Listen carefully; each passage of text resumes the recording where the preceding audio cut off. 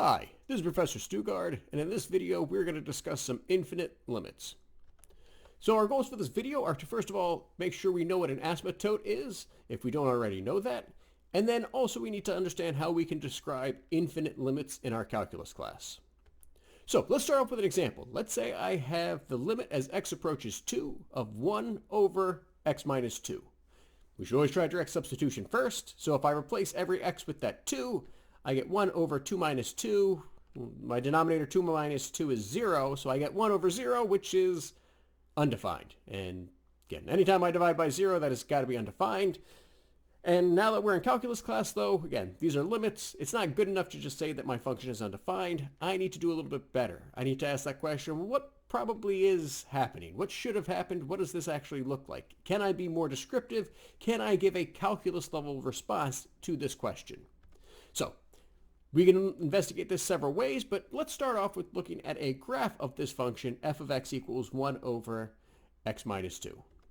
So here's the graph. I made it on Desmos. We can kind of see that, again, we have something very odd going on here at that point where x equals 2.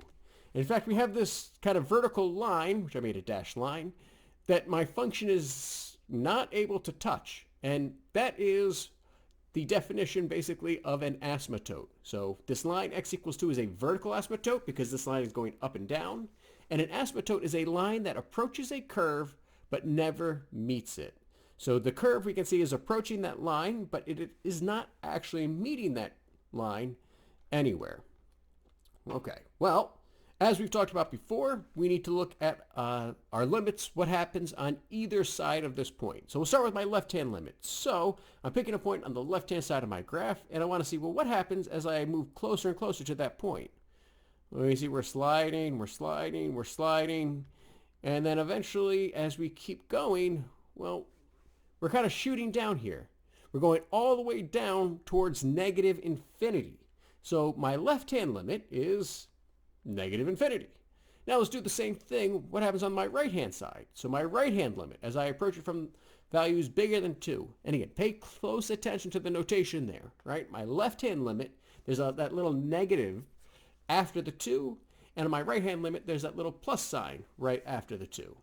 Now, if I look, well, what's happening on that right-hand side? So again, from the right-hand side of x equals 2, on my curve, what happens is I get closer and closer to 2. So as I kind of move from right to left in my right-hand limit, what we can see, again, we're going up, we're sliding up, and this is clearly shooting off to infinity. So my right-hand limit is going to be infinity, my left-hand limit is negative infinity, so we ask the fundamental question, do both of my one-sided limits agree?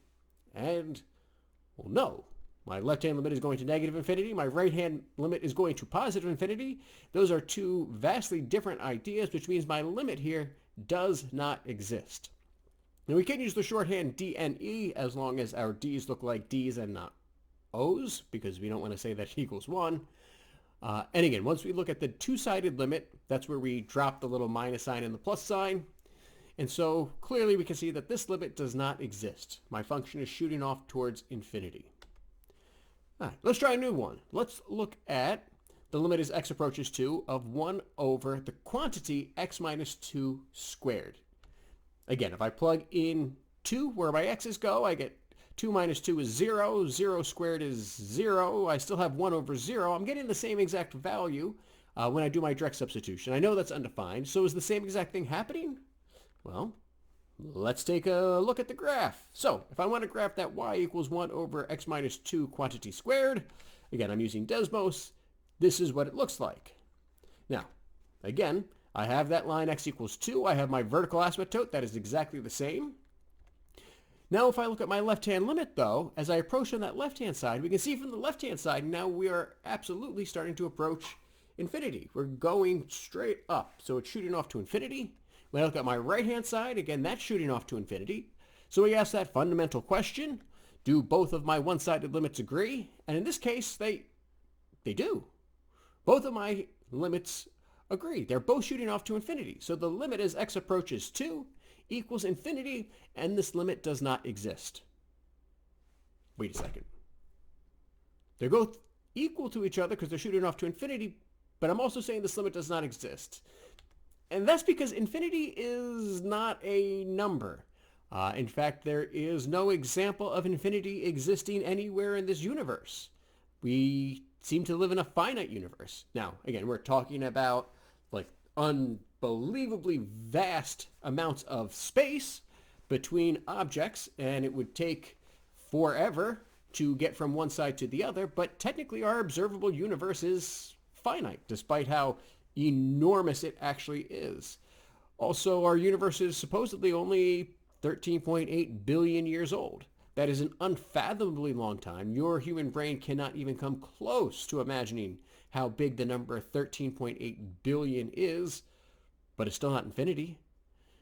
And we talk about the number of stars in this galaxy. We're on the scale of hundreds of billions, and there are likely billions of galaxies too. So the number of stars in the observable universe is somewhere in the trillions.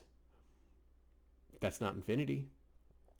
And so it's very difficult sometimes to wrap our heads around, because we're going to actually be using infinity a lot in calculus. Part of calculus is the study of what happens at infinity.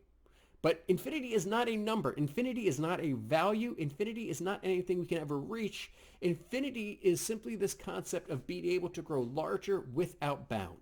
Infinity is this concept that no matter what number you pick any number you want in the entire world, I'm going to be able to find a number that's bigger by adding 1. And okay, pick a new number that's even bigger. I can find a bigger one by adding 1. And this concept that we can always find numbers that are bigger, even if they can't possibly even exist in our universe in which we are a part, well, we can still think about that concept of them getting bigger.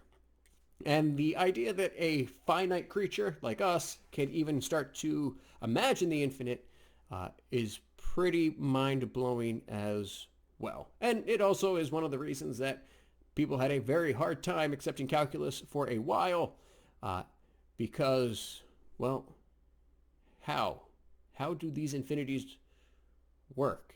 And again, we found some mathematically rigorous ways to make this work, but again, this is all perfect mathematics that's really taking place only in our heads and not in the finite universe, although it describes our finite universe incredibly well.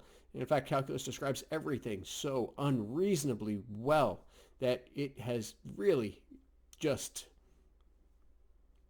increased our knowledge of the universe through physics. But the main concept here is that, again, infinity is a concept, not a number. Infinity is not a value that we can ever reach. And so our definition is that a limit only exists if the function approaches only one singular value. Since infinity is not a value, technically these infinite limits don't actually exist. But with these infinite limits, again, the whole definition is that I can make my function as big as I want by taking my value x as sufficiently close to the asymptote, and that's going to have a big part to do with what is our formal definition or our precise or rigorous definition of a limit. And we're still kind of in this intuitive state. And we're not going to do too much with the formal definitions here in Calculus 1, but if you keep studying calculus and you keep going through with math classes and you eventually take maybe like a real analysis course, you'll get to investigate even further. And before we do that, we'll look at some really cool infinities in this Calc 1 class and of course in Calc 2 and everything else. This infinity is really, really important. But when it comes to this class 2, if we look at these two different ideas, when we say this function that we're looking at, the limit goes to infinity or this limit does not exist, well, we want to choose the limit that says it goes to infinity because it is a much more descriptive and useful way for us to describe mathematics.